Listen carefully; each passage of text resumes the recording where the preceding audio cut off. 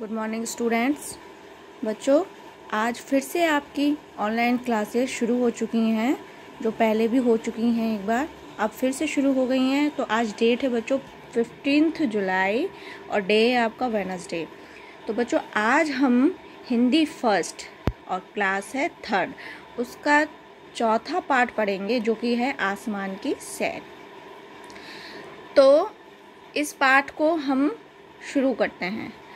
मनु और मीता आसमान की सैर को निकले। मनु और मीता कहाँ निकले? आसमान की सैर को। दूर दूर तक फैला नीला आसमान, और जो आसमान था कैसा था? नीला। शीतल हवा और जगमग तारे, कहीं कहीं बादल नरम नरम गद्दों की तरह। और हवा कैसे चल रही थी? शीतल ठंडी चल रही थी हवा। और जो तारे थे कैसे जगमगा रहे थे। तो कहीं कहीं पर बादल थे तो कहीं कहीं पर बादल नहीं थे। ऐसे लग रहे थे जैसे वह नरम नरम गद्दों की समान। तो देखो फिर क्या होता है, वहाँ उन्हें छोटा भालू मिला। कौन मिला वहाँ पर उन्हें? मनु और मीता को जब वो आसमान की सैर को निकले थे तो उन्हें कौन मिला? उन्हें मिला एक छोटा भालू। उसका नाम छुटकू था। क्या नाम था उस भालू का? छुटकू। और छुटकू पढ़ाकू था।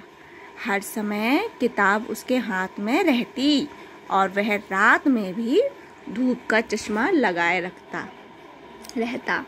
देखो उस भालू का नाम क्या था? छुटकू। और वो कैसा था? बहुत ही पढ़ाकू था। वो इतना पढ़ाकू था कि हर समय उसके हाथ में ही किताब लगी रहती थी। जैसे आप इस पिक्चर में देख रहे हो ना, ये भालू बैठा हुआ है और उसके हाथ में किताब है। और तो और वह रात में भी धूप का चश्मा लगाए रहता था। आपने बच्चों कभी देखा है रात में भी किसी को धूप में चश्मा लगाए हुए? तो ये भालू जो है छुटकू भालू, उस रात में भी धूप का चश्मा लगाए रखता था। मनु और मीता उससे मिलकर बहुत खुश हुए। छुटकू ने उन्हें 3 किताबें दी। किताबों में अच्छी अच्छी कहानियाँ थीं। और जो मनु और मीता, ये है मनु और ये है मीता, उससे मिलकर बहुत खुश हुए।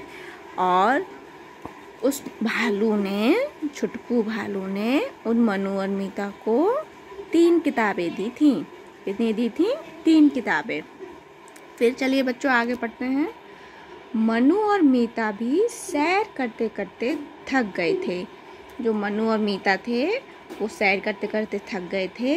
वे बादलों के गद्दे पर लेटकर कहानियाँ पढ़ने लगे। आप इस पिक्चर में देख रहे हो ना, ये जो बादल हैं गद्दों के समान, उस पर लेटकर क्या कर रहे हैं? वो पढ़ने लगे हैं। बादलों के गद्दे में सितारे टंके थे। सितारे जगमग करते थे।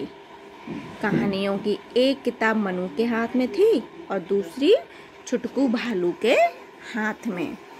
मीता के पास किताब नहीं थी। देखो बच्चों, एक तो उस भालू के हाथ में है, एक उस क्या नाम है मनु के हाथ में है, बट उस मीता के हाथ में एक भी किताब नहीं थी। तो वह पीछे से मनु की किताब में झांक रही थी। कहानी मज़ेदार थी, कहानी भी मज़ेदार थी और चित्र भी। बहुत देर तक वे दोनों कहानियाँ पढ़ते रहे। साथ में छुटकू भालू भी धूप का चश्मा लगाकर कहानियों की किताब पढ़ता रहा। आपने देखा कि ये दोनों तो किताबें पढ़ रहे हैं, मनु और भालू, पर ये मीता किताब नहीं पढ़ रही है। और ये मीता जो है इस मनु की किताब में झांक रही है। तो कहानी उसको मज़ेदार भी लगी और चित्र भी मज़ेदार लगे। तो क्या होता है कि साथ में छुटकू भालू, पर ये छुटकू जो भालू है इसने धूप का चश्मा लगाए रखा है और कहानियों की किताबों को पढ़ता रहा। अब बच्चों, मैंने आपको आज यहाँ तक पढ़ा दिया है। तो आपका आज का होमवर्क ये है कि आप इस पाठ आसमान की सैर को जहाँ से मैंने शुरू किया और जहाँ मैंने आज पढ़ाया है, जहाँ तक वहाँ तक आप दोबारा पढ़ेंगे। तो आपका आज का होमवर्क यही है। ठीक है, ओके।